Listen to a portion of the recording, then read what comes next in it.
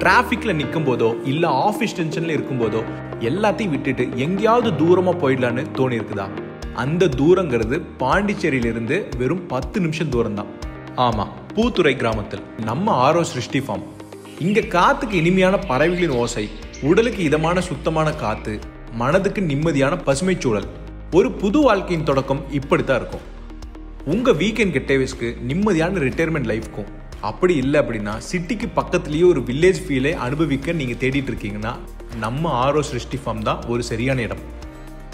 உங்கள் நிம்மதியான வாழ்க்கைக்கு தேவையான பாதுகாப்பும் வசதிகளும் எங்கள் பொறுப்பு.